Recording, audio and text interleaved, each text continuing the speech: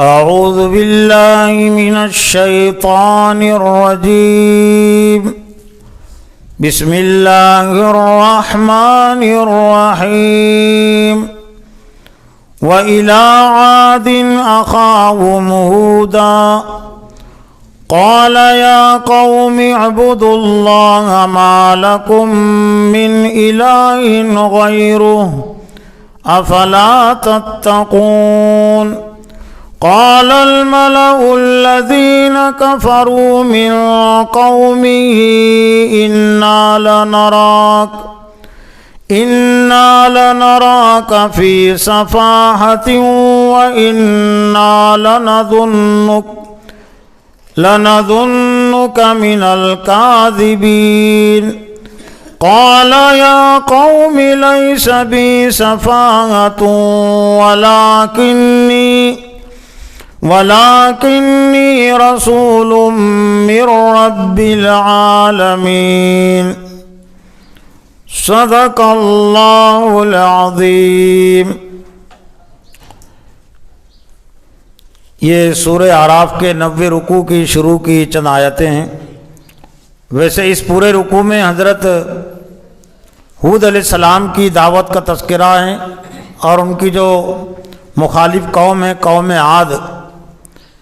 قوم عاد کا تذکرہ ہے، اور قوم عاد پر جو اللہ کا عذاب آیا اس عذاب کا تذکرہ ہے. آپ اچھی طرح جانتے ہیں کہ گزشتہ کئی انجمنوں سے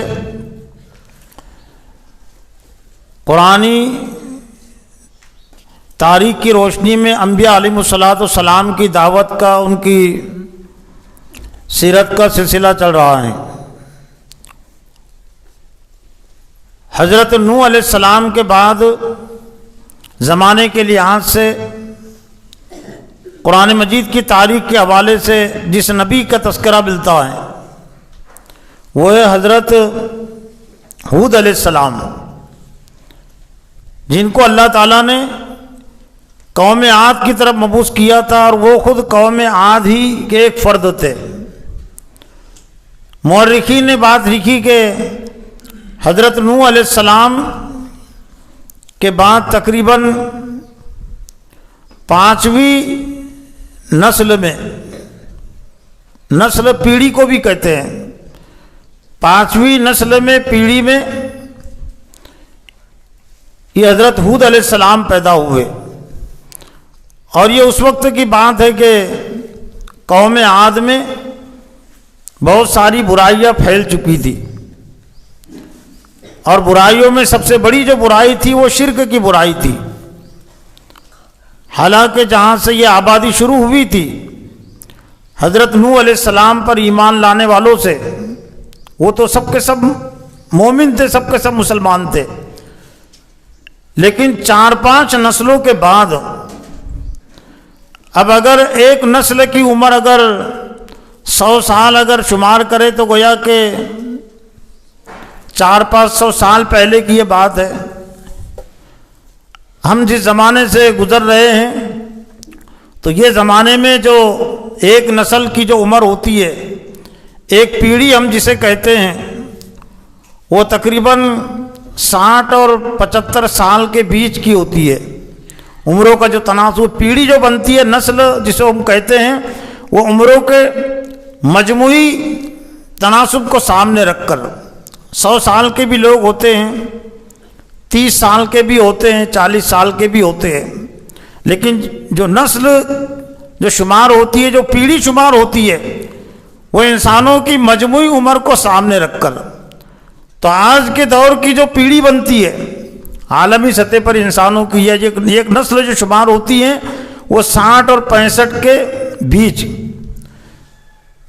اور پھر اس میں کام کرنے کی جو مدت ہے ایک پیڑھی کی، آج کے دور کی عمر کے لحاظ سے وہ 40 سالہ ہی بنتی ہے. بلکہ حضرت موسیٰ علیہ السلام کے زمانے میں بنی اسرائیل کے جو تذکرہ ہیں تو ایسا لگتا ہے کہ اس دور سے یہ نسلوں کی کام کرنے کی جو مدت ہے وہ 40 سال ہی رہی ہے. اس لیے کہ ایک مقام پر اللہ تعالیٰ نے بنی اسرائیل کی تاریخ کے حوالے سے غالباً وہ سورہ اعراف ہی میں 40 سال کی مدت کا تذکرہ کیا ہے. وَإِلَىٰ عَادٍ أَخَاهُمْ هُودًا، اور ہم نے قوم عاد کی طرف، عاد سے متعلق مفسرین نے بات لکھی کہ ایک قوم کے ایک شخص کا نام تھا اور اس سے وہ سلسلے چلے، تو تقریباً 12-13 یہ خاندان تھے قوم عاد کے، لیکن سب پر قوم عاد کا اطلاق ہوتا تھا۔ اور ایک تحقیق یہ بھی ہے کہ یہ جو سلسلہ چلا حضرت نوح علیہ السلام کے جو بیٹے تھے مسلم بیٹے حضرت سام، تو سام کی اولاد میں، تو ہم نے قوم عاد کی طرف انہی میں سے اخاہم، چونکہ قوم کے فرد تھے اس لیے اخاہم کا بھائی کا تذکرہ کیا گیا۔ قال یا قوم اعبدوا اللہ، حضرت ہود علیہ السلام نے کہا کہ اللہ کی بندگی اختیار کرو۔ ہر نبی کی جو دعوت ہے وہ اللہ کی بندگی سے ہوتی ہے۔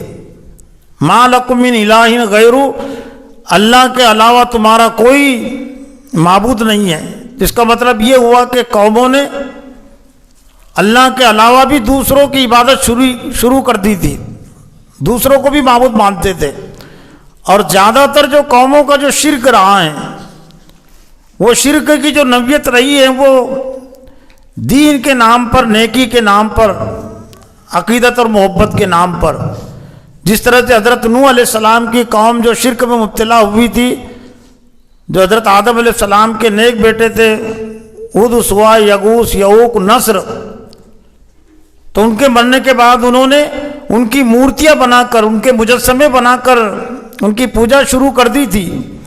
تو ایسا لگتا ہے کہ شیطان نے پھر قوم عاد کے لوگوں کو بھی اسی شرک پرستی میں مبتلا کیا، اور ایسا لگتا ہے کہ یہ بہت امت مسلمہ کا بہت پرانا مرض ہے، پرانی بیماری ہے، اور شیطان کا بہت پرانا حربہ ہے اور بہت مؤثر حربہ ہے۔ آج بھی زیادہ تر مسلمانوں میں جو شرک ہے وہ اقرار خدا کے نام پر ہی ہوتا ہے، اقرار انبیاء کے نام پر، انبیاء اور اولیاء کی محبت کے نام پر، چاہے وہ خواجہ معین الدین چشتی کی مزار کی پوجا پرستی ہو، نظام الدین اولیاء کے مزار کو سجدہ ہو، یہ بھی ایک پوجا ہی ہے نا۔ سجدہ کرنے کو، رکوع کرنے کو، نظر و نیاز کرنے کو ہندی میں کہتے پوجا کا لفظ، اور اسی کو عربی میں کہتے عبادت۔ تو آج بھی جو شرک ہے وہ بھی اسی نوعیت کا ہے، نیکی کے نام پر ہم کو ثواب ملے گا، ہم کو نیکی ملے گی۔ تو اسی طرح سے قوم عاد میں بھی یہ جو شرک پھیلا تھا، وہ جو نیک بندے تھے ان میں، ان کا جب انتقال ہوا تو انہی کی پوجا پرستش لوگوں نے شروع کر دی، انہی کو حاجت روا مشکل کشا بنا لیے کہ حاجتوں کو پورا کرنے والے، مشکلات کو دور کرنے والے یہ افراد ہیں، ان کی مورتیاں ہیں۔ حضرت ہود علیہ السلام نے قال الذین کفروا من قومہ انا لنراک فی صفاحۃ وانا لنظنک من الکاذبین، قوم کے جو کافر جو سردار تھے، دعوت دین کے حوالے سے ایک بات جو ہمیں ملتی ہے انبیاء کی تاریخ کے حوالے سے، کہ ہر دور میں انبیاء کی جو مخالفت کی ہے اولین طور پر وہ قوم کے سرداروں نے کی ہے، قوم کے لیڈروں نے کی ہے، جن کو ہم بادشاہ بھی کہہ سکتے ہیں۔ آج کے دور میں بھی یہی ہے کہ جو اسلامی تحریکات ہے اور جو اسلامی شخصیات ہے، ان کی جو مخالفت ہوتی ہے، ان کے ساتھ جو دشمنی ہوتی ہے، تو آج کے دور میں جو حکمراں پارٹیاں ہیں اور جو لیڈر ہے ان کے طرف سے مخالفت ہوتی ہے۔ تو ہر دور میں انبیاء کی جو مخالفت ہوئی ہے، قوم کے جو سردار تھے تو ان کی طرف سے، تو یہ اس بات کی دلیل ہے کہ اسلام کی دعوت کی جو زد ہے وہ سب سے پہلے انسانوں کی سرداری پر پڑتی ہے، اور بالکل پڑھنا لازمی ہے۔ اسلام کی بنیادی دعوت یہ ہے کہ اللہ ہی سب سے بڑا ہے اور باقی جتنے سب کے سب چھوٹے ہیں، اور پھر اللہ کے بعد تقوی کے لحاظ سے کوئی بڑا ہوتا ہے۔ ان اکرمکم عند اللہ اتقاکم، اللہ کے نزدیک تم میں سب سے زیادہ معزز اور مکرم وہ ہیں جو اس سے ڈر کر زندگی گزارنے والے ہیں۔ لیکن اللہ کی بڑائی کو تسلیم کرنا یہ دنیا دار سرداروں کے لیے ہر دور میں مشکل رہا ہے.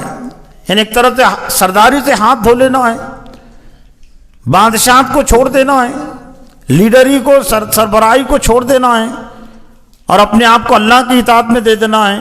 تو یہ سرداری ہر دور میں ایک شرک کا ذریعہ رہی ہے اور شیطان کا بڑا حربہ رہی ہے. تو قوم کے جو کافر قوم کے جو سردار تھے انہوں نے کہا کہ انا لنراک فی صفاۃ و انا لنظنک من الکاذبین. حضرت ہود علیہ السلام سے انہوں نے کہا کہ ہم تو تجھے بیوقوف سمجھتے ہیں. الٹا چور کوتوال کو ڈانٹے والی بات بھی اس میں پھیکی پڑ جائے کہ کہنے والے کو ہی ڈانٹنا، سمجھانے والے کو ہی ڈانٹنا، برا سمجھنا.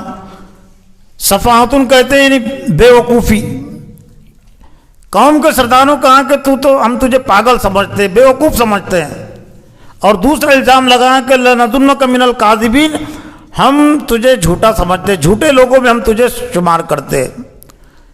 اور یہ انداز انبیاء علیہ السلام کا دعوت کا قرآن مجید میں اللہ تعالیٰ نے اس لیے محفوظ رکھا کہ قیامت تک کے آنے والے مسلمان اور خاص طور سے دعوت کا کام کرنے والے اپنے ذہن میں بات رکھے کہ اگر میں دعوت دوں گا تو ایسا نہیں کہ لوگ میرا استقبال کریں گے، پھول ہار پہنائیں گے، آؤ ہم تمہارے ساتھ ہیں، آگے بڑھو ہم تمہارے ساتھ ہیں، کہ نعرے لگیں گے جیسا کہ عام طور سے دنیاوی حکومتوں کے دنیاوی پارٹیوں کے ساتھ ایسا ہوتا ہے کہ ایک لیڈر آگے بڑھتا ہے اور اس کے ساتھ لوگ پیچھے ہوتے ہیں، کہتے ہیں آگے بڑھو ہم تمہارے ساتھ ہیں. انبیاء کے ساتھ ایسا نہیں ہوا. انبیاء کے ساتھ جو ہر ایک نے ان کا پیر کھینچنے کی کوشش کی ہے، ہر ایک نے ان پر کیچڑ اچھالے ہیں، ہر ایک نے ان پر الزام لگایا ہے. اور سب سے بڑا الزام اور سب سے برا الزام جو تھا وہ تھا کہ تم بے وقت میں تو کوئی بات سمجھ میں نہیں آتی اور تم جھوٹے ہو. حضرت ہود علیہ السلام نے اس کا کوئی برا نہیں مانا. ایک اہم بات یہ کہ یہ جو نازیبا باتیں قوم کی طرف سے آتی ہے، الزامات لگتے ہیں، تو انبیاء علیہ السلام اس سے غصے میں نہیں آئے اور مشتعل نہیں ہوئے. اور کوئی اگر مشتعل ہو جائے، غصے میں آ جائے تو وہ کبھی یہ کام نہیں کر سکتا. وہ غصے کو پیتے ہیں اور نہایت ہی سنجیدگی کے ساتھ وہ اپنے کام کو کیے جاتے ہیں. حضرت ہود علیہ السلام نے کہا کہ اے میری قوم لیس بی صفاحۃ، میرے ساتھ کوئی بے وقوفی نہیں ہے، میری کوئی عقل کمزور نہیں ہوئی ہے، ولکنی رسول من رب العالمین، لیکن میں رب العالمین کی طرف سے رسول ہوں. یعنی میں اپنی مرضی سے یہ بات نہیں کہتا. یہ جو کچھ میں شرک کی تردید کر رہا ہوں اور اللہ کی بڑائی کی دعوت تمہارے سامنے پیش کر رہا ہوں، یہ اس بنیاد پر ہے کہ میں اللہ کا رب العالمین کا رسول ہوں، نمائندہ ہوں. رب العالمین کی طرف سے میں بھیجا گیا ہوں. رسول کے معنی ہوتے ہیں قاصد کے، جس کو بھیجا جاتا ہے پیغام پیش کرنے کے لیے. ابلغکم رسالات ربی وانا لکم ناصح امین، میں میرے رب کے احکام تم تک پہنچا رہا ہوں. ہر نبی نے اپنے آپ سے نہیں لوگوں کو جوڑا، ہر نبی نے اللہ کے احکام سے جوڑا. تو ایک طرح سے یہ معلم اور مربی کی اور ایک داعی کی ذمہ داری ہے کہ وہ اپنی شخصیت اور اپنا تعارف، اپنی عظمت اور اہمیت لوگوں کے ذہن اور دماغوں میں نہ بٹھائے. اللہ کی عظمت، اللہ کے رسول کی اہمیت، اللہ کے احکام کی عظمت اور اہمیت لوگوں کے ذہن اور دماغوں میں بٹھائے. معلم اور جو مربی اور داعی جو ہوتا ہے وہ ایک ذریعہ ہوتا ہے، ذریعے کے طور پر بھی اس کو رہنا چاہیے. اور جب تک یہ دعوت میں اور تعلیم و تربیت میں خصوصیت تھی اور یہ طریقہ غالب تھا تو لوگ تعلیم اور تربیت کے ذریعے سے اللہ اور اس کے رسول سے جڑتے تھے. لیکن جب معلمین مربین کی طرف سے اس میں کمی آ گئی تو لوگ اللہ اور اس کے رسول کی تعلیمات سے کم جڑے، ان کی شخصیت سے زیادہ جڑ گئے، ان کی عقیدت اور محبت میں زیادہ مبتلا ہوئے.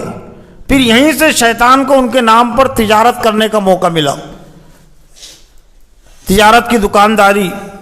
جب وہ مر گئے تو چونکہ انہوں نے زیادہ تر قرآن و حدیث سے نہیں جوڑا تھا تو پھر لوگوں نے انہی کی قبروں کو سب کچھ سمجھ لیا.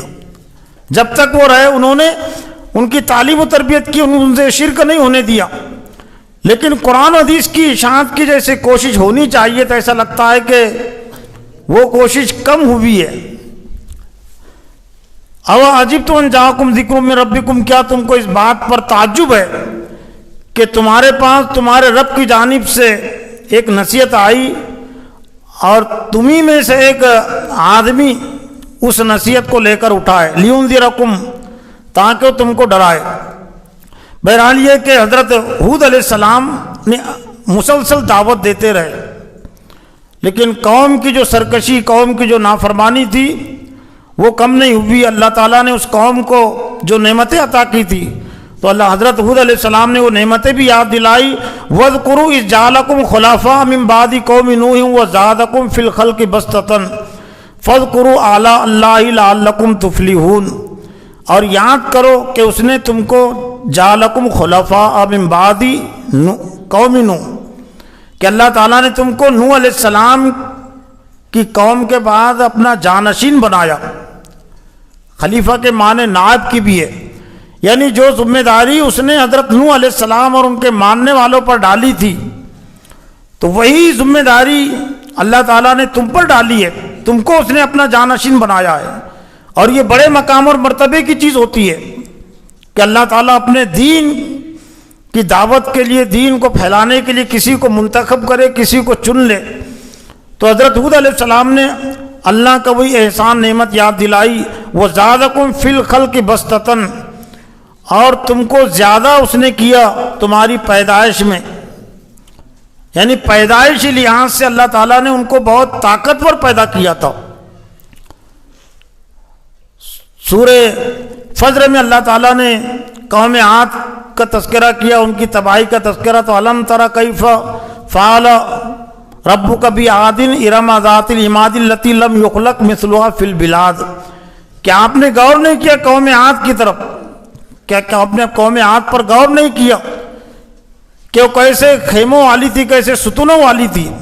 ستون سے مراد یہ کہ جس طرح سے ستون مضبوط ہوتے ہیں تو ان کی مضبوطی کی طرف بھی اشارہ ہے، طاقت اور قوت کی طرف بھی اشارہ ہے. ارم کے متعلق بھی مفسرین نے بات لکھی کہ ایک قوم میں ایک فرد تھا، اس کی طرف ان کی نسبت ہے. لیکن اہم جو تھا لم یخلق مثلها فی البلاد، ایسی طاقتور قوم شہروں میں پیدا نہیں کی گئی.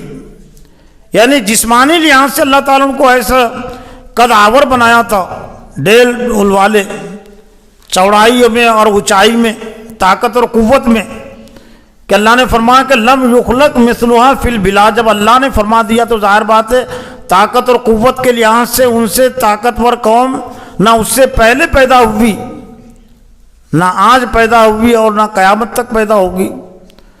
اور شاید اس لیے بھی اللہ تعالیٰ نے یہ قوم کو طاقتور اس لیے پیدا کیا، بنایا تھا کہ وہ صحرا میں رہتی تھی. عرب کے جس علاقے میں یہ قوم آباد تھی، مفسرین نے، مورخین نے لکھا کہ یہ عرب کا جنوبی حصہ ہے. اور حضرموت ایک شہر کا تذکرہ ہے عرب کے حوالے سے، اور یہ عرب کی ایک طرح سے پرانی قوم تھی. اور حضرت ہود علیہ السلام کے متعلق بات لکھی کہ ان کی جو مزار ہے، ان کی جو قبر ہے وہ حضرموت میں پائی جاتی ہے. حضرموت ایک شہر کا نام ہے عرب میں. تو اس جگہ پر اس کے اطراف میں قوم آباد تھی. سورہ احقاف میں بھی تذکرہ ہے قوم عاد کا اور حضرت ہود علیہ السلام کی دعوت کا. احقاف یعنی وہ علاقے، وہ جگہ جہاں پر یہ قوم عاد آباد تھی. تو دنیاوی جو نعمتیں، دنیا کی جو طاقت اور قوت ہے، دنیا کی سرسبز و شادابی اللہ تعالیٰ نے اس قوم کو عطا کی تھی. طاقت اور قوت سے بہت سارے کام آسان ہو جاتے، لیکن اللہ تعالیٰ نے یہ طاقت اور قوت ان کو اس لیے نہیں دی تھی کہ وہ طاقت اور قوت کا استعمال اپنی بڑائی کو چلانے کے لیے کرے، اللہ کی نافرمانی کے لیے کرے.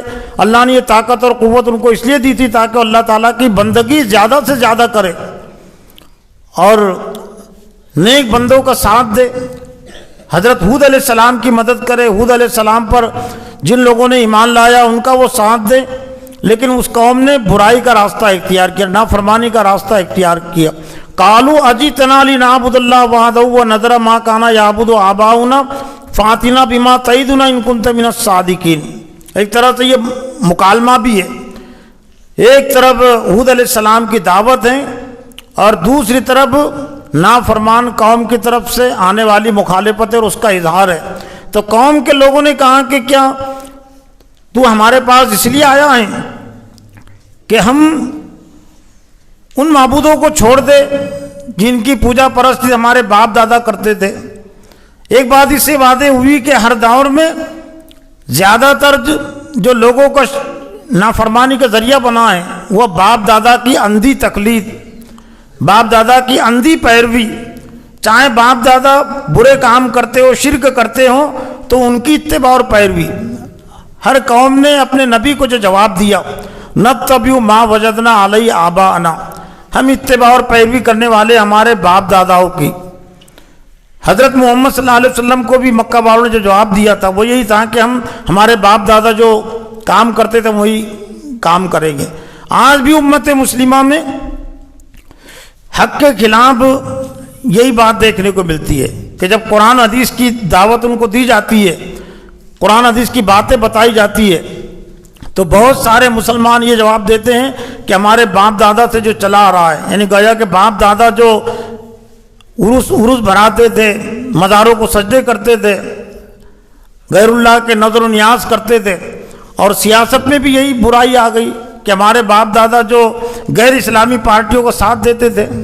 صرف یہ عقیدت اور عبادت تک یہ چیز محدود نہیں ہے، معاملات زندگی میں بھی آج مسلمانوں کا شرک یہی ہے کہ ہمارے باپ دادا جو تو کانگریس میں تھے، مسلم لیگ میں تھے، فلاں پارٹی میں تھے، تو ان کی جو اولاد ہے تو وہ بھی یہی کہتے ہیں کہ ہم ان کا ساتھ دیں گے، ان کی پیروی کریں گے۔ جبکہ ایک مومن ہونے کے لحاظ سے ایک مسلمان پر جو ذمہ داری ہے اللہ اور اس کے رسول کی اطاعت۔ انما قول المؤمن اذا دعوا الى الله ورسوله ليحكم بينهم ان يقولوا سمعنا واطعنا واولئك هم المفلحون۔ یہ مومنین کی پہچان ہے کہ جب ان کو اللہ اور اس کے رسول کے احکام کی طرف بلایا جاتا ہے تو ان کو کیا کہنا چاہیے، ان کا کیا کردار ہونا چاہیے؟ ان یقولوا سمعنا واطعنا، وہ کہے کہ ہم نے سنا اور ہم نے مانا، اور یہی لوگ کامیاب ہونے والے ہیں۔ تو حضرت ہود علیہ السلام نے جب دعوت دی تو انہوں نے کہا کہ کیا ہم تمہارے کہنے پر باپ داداؤں کی پوجا پرستی چھوڑ دیں؟ فاتنا بما تعدنا ان کنت من الصادقین۔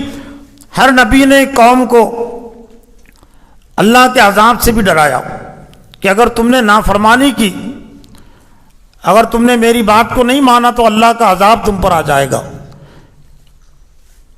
اللہ کا اصل عذاب اور دائمی عذاب تو جہنم ہے جو مرنے کے بعد ہی دیا جائے گا، لیکن اس دنیا میں بھی اللہ تعالیٰ نافرمان قوموں کو عارضی عذاب دیتا ہے، عذاب کا مزہ چکھاتا ہے۔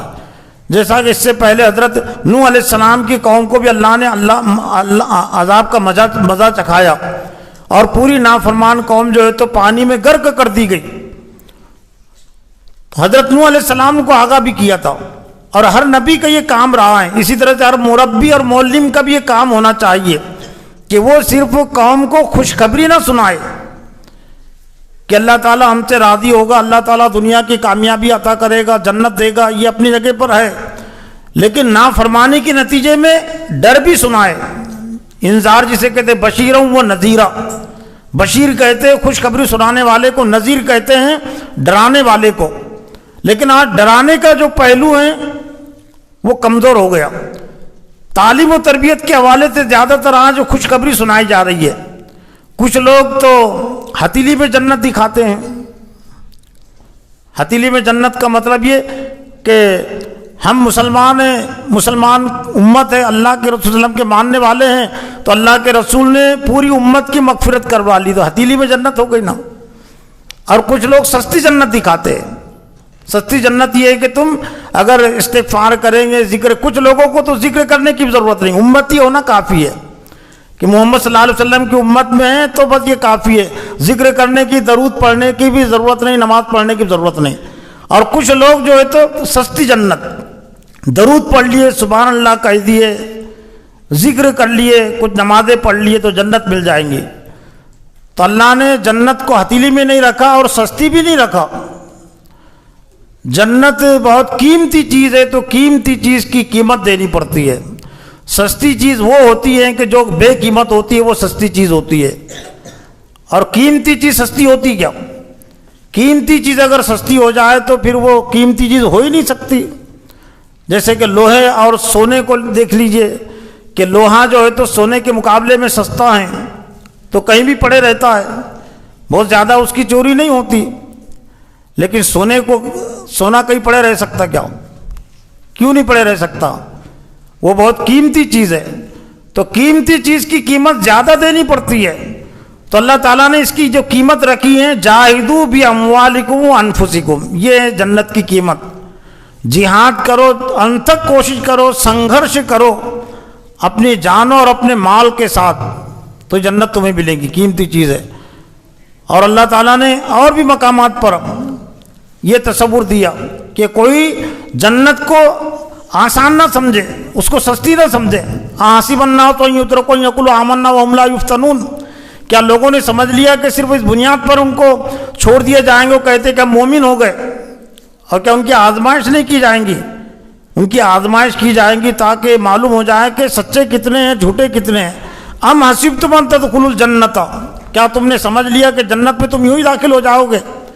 جنگ احد سے متعلق یہ آیت نازل ہوئی، جب اللہ کے رسول بھی اس میں زخمی ہو گئے، صحابہ کرام 70 صحابہ کرام شہید ہو گئے، 70 زخمی ہو گئے، تو کچھ صحابہ کرام کے ذہن میں، کچھ اہل ایمان کے ذہن میں بات آ رہی تھی کہ جب ہم حق پر ہیں اور دین پر ہے، صحیح راستے پر ہیں، تو پھر یہ مصیبت اور پریشانی کیسے آئی؟ تو اللہ نے اس کا جواب دیا، ام حسبتم ان تدخلوا الجنت، کیا تم نے سمجھ لیا کہ جنت میں تم یوں ہی داخل ہو جاؤ گے؟ حالانکہ ابھی تم پر وہ حالات نہیں آئے جو تم سے پہلے لوگوں پر آئے تھے۔ مستہم الباساء والضراء، ان کو مصیبتیں پریشانیاں چمٹ گئی اور وہ جھنجھوڑ دیے گئے، یہاں تک کہ وقت کا رسول کہنے لگا اور ایمان لانے والے، متی نصر اللہ، اللہ کی مدد کب آئے گی؟ تو حضرت ہود علیہ السلام نے قوم کو نافرمانی سے ڈرایا بھی، تو قوم اس پر بھی ہٹ درم ہو گئی اور کہنے لگی کہ فاتنا بما تعیدنا ان کنت من الصادقین، کہ لے جس کا تو ہم سے وعدہ کر رہا ہے اگر تو سچوں میں ہے۔ تو جب کوئی قوم اتنی ہٹ درم ہو جاتی ہے کہ اللہ کے عذاب کا بھی اس کو ڈر نہیں لگتا، تو اللہ تعالیٰ پھر اتمام حجت کے بعد اس قوم پر عذاب نازل کر دیتا ہے۔ چنانچہ پھر اس قوم پر بھی اللہ تعالیٰ نے عذاب نازل کر دیا۔ عذاب کی جو صورت اور شکل رہی ہے وہ دوسری قوموں پر کے عذاب سے متعلق مقابلے میں بہت زیادہ شدید رہی ہے، اور شدید جو عذاب کی حالت رہی ہے سورہ الحاقہ کے شروع میں اس کا تذکرہ ہے۔ فَأَمَّا ثَمُودُ فَأُهْلِكُوا بِالطَّاغِيَةِ، اس سے پہلے جو قوم سمود کا جو تذکرہ بعد میں آئیں گا، حضرت صالح علیہ السلام کو جن کی طرف بھیجا گیا تھا وہ قوم سمود تھی۔ وَأَمَّا عَادٌ، اور بہرحال قوم عاد فَأُهْلِكُوا بِرِيحٍ صَرْصَرٍ عَاتِيَةٍ، پس وہ ہلاک کر دی گئی ایک مسلسل ہوا سے، مسلسل طوفان۔ اور مسلسل جو طوفان آیا وہ کیسے آیا؟ سخرها علیہم 7 لیال و 8 ایام حسبا فتری القوم فیہا صرعا، اللہ تعالیٰ نے مسلط کر دیا ان پر طوفان کو، ہوا کو، مسلسل 7 راتیں اور 8 دن۔ فتری القوم فیہا صرعا کانہم اعجاز نخل خاویہ، پس وہ قوم جو ہے تو اوندھی ہو کر رہ گئی، جیسے کہ کھجور کے جو درخت الٹے پڑے رہتے ہیں، تو ایسی اس قوم کی حالت ہو گئی۔ 1 گھنٹے کے لیے 2 گھنٹے کے لیے آج بھی کسی علاقے میں کسی جگہ پر اگر طوفان آ جائے، ہوا اگر تیز ہو جائے، تو اس جگہ کی کیا حالت ہوتی ہے ہم اچھی طرح جانتے ہیں کہ طوفان 10-15 منٹ رہتا ہے لیکن پوری آبادی کی آبادی تباہ ہو جاتی ہے، جھاڑ سب گر جاتے ہیں۔ لیکن 7 راتیں اور 8 دن اس قوم پر اللہ کا عذاب آیا، شاید اس وجہ سے بھی کہ جسمانی لحاظ سے یہ قوم طاقتور تھی تاکہ اس قوم کو اللہ کے عذاب کا مزہ چکھائے، اور اس وجہ سے بھی کہ اللہ تعالیٰ کی نعمتیں ان کو حاصل تھی، انہوں نے نعمتوں کی ناشکری کی، ناقدری کی، تو یہ اللہ تعالیٰ نے شدید ان کو عذاب دیا۔ اور اس لیے بھی کہ آئندہ آنے والی طاقتور قومیں، حالانکہ ویسی طاقتور قومیں بعد میں پیدا نہیں ہوئی، مکہ والے بھی کم، اولین طور پر مکہ والوں کو ڈرایا گیا قوم عاد کے انجام سے، مشرکین مکہ کو۔ یہ دور مکی کی صورتوں میں سے ہیں کہ، اور یہ مکہ والے تھے وہ اچھی طرح واقف تھے کہ قوم عاد اور قوم سمود پر اللہ تعالیٰ کا عذاب آیا تھا نبیوں کی تعلیمات کو جھٹلانے کے نتیجے میں۔ تو قوم عاد کے انجام سے بعد کے لوگ نصیحت حاصل کرے، اس لیے اللہ تعالیٰ نے اتنا طویل ترین سخت ترین عذاب نازل کیا کہ 8 دن مسلسل ہوا چلی۔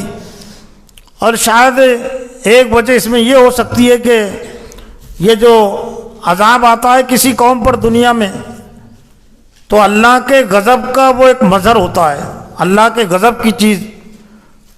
تو ایک اس میں امکان یہی ہے کہ اس قوم پر اللہ کا جو غصہ اور عذاب ہے وہ 7 رات تک 8 دن تک وہ بھڑکتا رہا۔